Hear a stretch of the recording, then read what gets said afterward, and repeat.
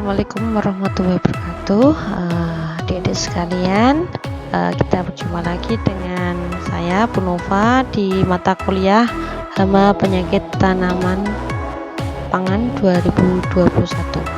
Oke adik-adik, di pertemuan kali ini kita akan berdiskusi tentang apa itu hama penyakit tanaman pangan. Nah adik-adik, mari kita ikuti pemaparan tentang agenda kita di hama penyakit tanaman pangan kali ini. Oke adik-adik, kita mulai dulu dari pengertian tanaman pangan ya. Berdasarkan Peraturan Menteri Pertanian Nomor 48 Permentan /OT 140/10 tahun 2006 menyatakan bahwa pengertian tanaman pangan itu merupakan tanaman budidaya yang menghasilkan pangan. Jadi tidak terbatas pada jenisnya ya, baik itu tanaman pokok, hortikultura maupun rempah. Nah, pada Peraturan Menteri tahun 2006 itu juga mengungkapkan pada perlindungannya, yaitu di mana harus disesuaikan dengan sistem pengendalian hama terpadu atau PHT. Nah, PHT ini harus menggunakan sarana yang dimana sarananya itu menggunakan cara yang tidak mengganggu kesehatan manusia, kemudian juga tidak menimbulkan gangguan atau kerusakan lingkungan hidup. Selain itu juga pelindungan tanaman itu harus dilaksanakan yang sesuai PHT itu dari masa pratanam, kemudian pertumbuhan, kemudian bahkan sampai masa panen dan pasca panen, dan harus disesuaikan dengan kebutuhan yang ada.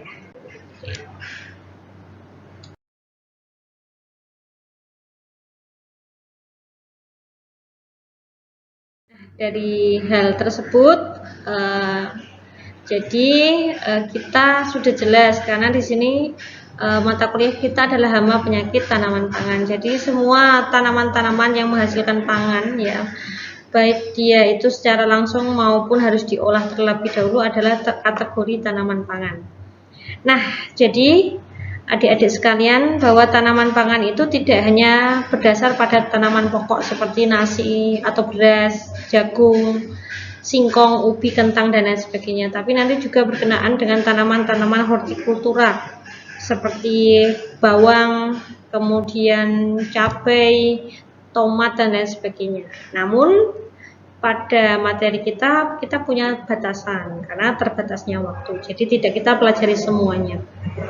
Oke, materi HPTP tahun 2020-2021 ini ada beberapa hal. Yang pertama adalah nanti saya berikan pengantar pestisida pada pertemuan berikutnya, yaitu kimia dan nabati.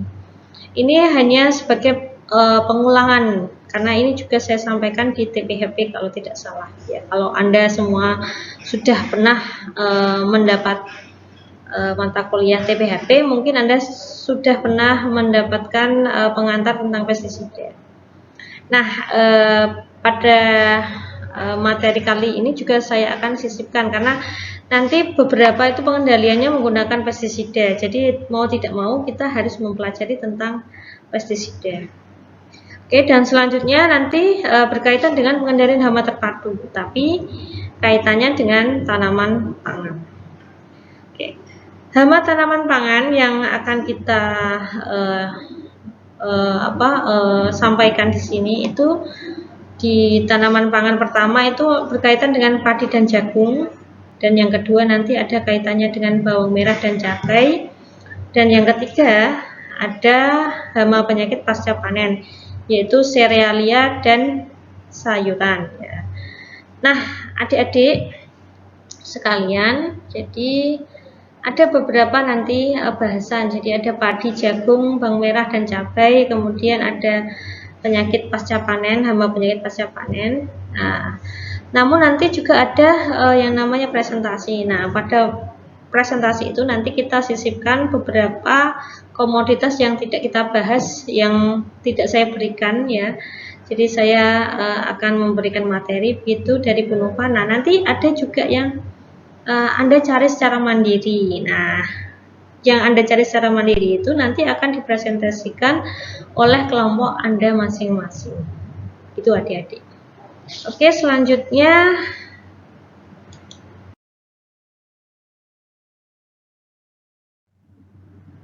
di project HPTP ya. Di project HPTP ini nanti ada beberapa hal ya. Jadi ada dua macam project ya. Projectnya yang pertama adalah project individu, dimana kalian nanti akan membuat film pendek ya, durasinya 5 menit saja. Namun film yang pendek ini itu akan menceritakan tentang pengamatan kalian tentang serangan hama penyakit dengan durasi 2-3 bulan pada lanjutan. Nanti kalian harus menjelaskan tentang bagaimana serangan hama penyakit, kemudian pengendaliannya bagaimana. Nah, itu didapat dari apa? Dari wawancara kalian dari petani atau mungkin dari petugas pertanian. Namun itu harus sifatnya adalah memang aktual, benar-benar terjadi di lapangan. Nah, sebagai informasi, project individu ini adalah merupakan bagian dari praktikum. Ya, jadi nanti praktikum itu kelompok sifatnya. Namun nanti saya akan bagi pada acara 1 karena pengamatannya adalah tanaman pangan. Tanaman wajibnya 1 adalah padi dan nanti ada tanaman-tanaman lainnya. Nah, nanti tanaman padi sebagai tanaman wajib yang harus diamati itu ditambah lagi sejumlah dengan banyaknya anggota kelompok. Nah, jadi kalau anggota kelompoknya 5, berarti nanti yang tanaman wajibnya 1 orang itu siapa nanti mungkin di acak atau mungkin disepakati siapa. Kemudian masih ada 4 ya, karena 5, 1 sudah ada orangnya padi, yang lainnya mungkin ada si A, si B, si C, ada yang kacang, ada yang sayuran cabai, ada yang timun dan lain sebagainya. Pokoknya tanaman yang bisa dimakan ya. Kalau bisa tanaman yang bisa dimakan. Wajib tanaman yang bisa dimakan. Nah, kalau tanamannya tidak bisa dimakan seperti bunga dan lain sebagainya, kalau bisa dihindari karena kita memang fokus pada tanaman-tanaman pangan ya.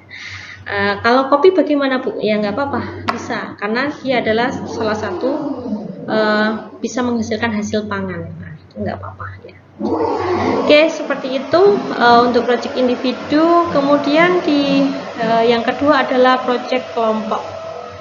Project kelompok ini adalah berupa presentasi, praktikum, dan pelaporan praktikum.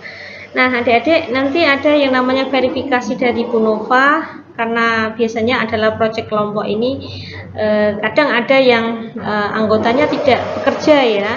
Nanti saya akan verifikasi dari laporan, kemudian nanti saya akan verifikasi secara silang pada setiap anggota kelompok. Gitu. Ya, nanti saya verifikasinya mungkin Japri dan lain sebagainya nanti akan saya amati. Dan juga saya akan lihat dari pelaporan ya. Pelaporan itu biasanya ada yang namanya dokumentasi. Nah, dokumentasi itu bisa sebagai bukti forensik digital ya dari kegiatan kalian. Ketika Anda di situ tidak terlihat ya, tidak ada pembagiannya, kemudian tidak bagiannya terlalu sedikit, nanti mungkin kemungkinan akan saya beri nilai yang berbeda gitu. Oke, seperti itu. Kita lanjut lagi. Nah, yang terakhir ini adalah sampai di evaluasi HPTP 2020-2021. Jadi adik-adik, evaluasi yang akan saya berikan itu nanti ada berbagai macam ya. Salah satunya pasti ada yang tertulis. Nah, yang tertulis itu nanti ada tugas UTS dan UAS ya. Jadi biasa itu sudah biasa beberapa kali mata kuliah yang saya berikan itu ya seperti itu, ada tugas UTS dan UAS. Kemudian saya juga akan melihat tentang kerja kelompok dan praktikum. Kemudian saya juga akan melihat bagaimana kalian berpresentasi dan keaktifan kalian ya. Nah, kalau keaktifan ini tidak hanya pada saat presentasi, tapi juga ketika kalian nanti ada semacam meeting dengan saya. Jadi meeting itu mungkin melalui Zoom atau Google Meet, atau mungkin melalui juga pertemuan secara langsung ya, atau tatap muka ya. Nanti juga akan saya agendakan tatap muka ya, tapi kelas kecil gitu, cuma 2 kelompok tiap kali tatap muka. Nah ketika itu kalian hadir, itu sudah tak kasih nilai minimal 65 sampai 75. Nah kalau kalian nanti ada diskusi atau apa, mungkin saya akan tambah. Nah tadi juga evaluasi HPTP ini juga ada komponen tugas individu berupa video project. Nah adik-adik sekalian, saya ingatkan bahwa nanti baik itu secara tidak langsung ya, berupa video pembelajaran, atau mungkin tatap maya melalui Google Meeting atau Zoom, atau juga tatap muka, adik-adik saya mohon untuk hadir, karena ini juga akan berkaitan tentang penilaian ya. Sudah beberapa kali kemungkinan kalian sudah pernah mengikuti mata kuliah Kunova pada beberapa masa yang lalu ya, karena mungkin di semester yang mengikuti HPTP itu adalah kebanyakan adalah semester 6, dimana semester 6 ini adalah semester yang cukup senior ya, karena sudah lebih dari 3 tahun ya, dan sebentar lagi kemungkinan sudah ada yang punya ancang-ancang mau skripsi atau penelitian. Jadi pada pertemuan pertama ini saya mohon nanti adik-adik harus juga lebih profesional dibandingkan mata kuliah kita sebelumnya. Dan juga dari saya nanti kita akan saling melengkapi gitu. Jadi kalau ada kekurangan nanti mungkin kalian bisa memberikan masukan. Kalau mungkin nanti ada yang kurang tugas, nanti akan saya sampaikan di grup. Nanti kalau yang merasa kurang tugas silakan aktif menghubungi Kunova. Oke, seperti itu. Namun ini di sesi terakhir video ini ya, ini nanti ada sedikit video ya, berdurasi pendek 6 menit. Nanti mohon diikuti sampai selesai, dan jangan lupa nanti di Suna nanti ada yang namanya submit summary video ya. Mohon nanti diceritakan tentang video itu, ceritanya tentang apa sih gitu ya, tentang apa, nanti dituliskan cerita tentang video itu, kemudian disubmit. Tolong disubmit dengan file PDF ya adik-adik, jadi nanti lebih mudah saya baca. Kemudian untuk yang tidak mensubmit dalam file PDF, kemungkinan besar tidak bisa saya koreksi, karena formatnya sudah ditentukan harus PDF, wajib PDF. Oke, begitu.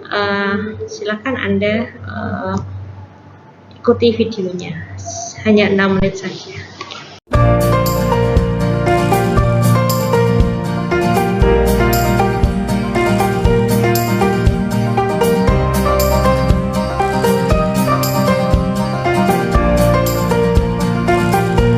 If you could choose one vegetable to serve a king, what would it be?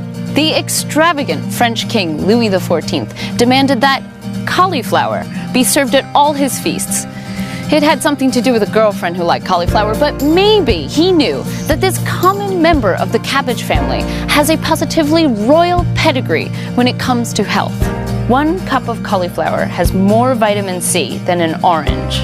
It's high in fiber, which helps digestion, and it's packed with cancer-fighting antioxidants. When we eat cauliflower, we're actually eating a flower. In fact, we're eating hundreds of immature flowers that are bonded together into little lumps called curds. China and India grow the most cauliflower, but in the US, it's California, and that's where we've come to find out, how does it grow? We're here in Watsonville, Santa Cruz, at Lakeside Organic Gardens, one of the country's largest family-owned organic farms. Lakeside grows many different crops, including 5 million heads of cauliflower each year. First, they prepare the earth with fertilizer. In our business, we have a saying, we farm the soil, and the soil grows the crop.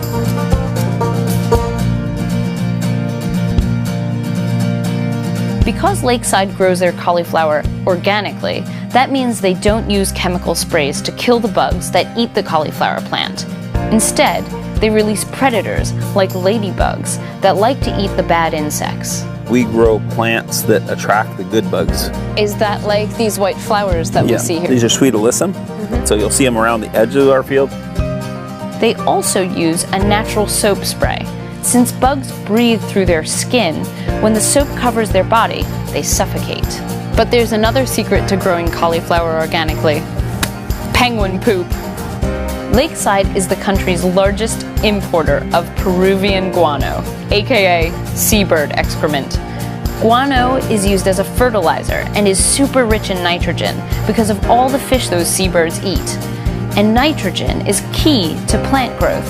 It's a main ingredient in chlorophyll, the substance that plants make to convert sunlight to energy. When the cauliflower is the size of a tennis ball, farmers take some of the biggest leaves and tie them over the head. They do this for one reason only. We like our cauliflower white. If the head is exposed to the sun, it turns yellow. And even though it tastes exactly the same, we won't buy it. What we throw away in California for cosmetic reasons could end world hunger. When the cauliflower is 6 to 8 inches in diameter, the harvest begins. Right in the field, the cauliflower is trimmed and wrapped. Before being shipped, it will be cooled down to preserve its freshness. If the cauliflower is harvested too late, the curds begin to pull apart within just 2 days. That's when you can really see how the cauliflower is just a big bouquet of flowers waiting to bloom. Cauliflower is delicious, cut up and roasted in the oven at high heat. The natural sugars caramelize, it gets tender and sweet. But for the love of God, don't boil it. It'll turn to mush, and that is no way to treat a vegetable fit for a king.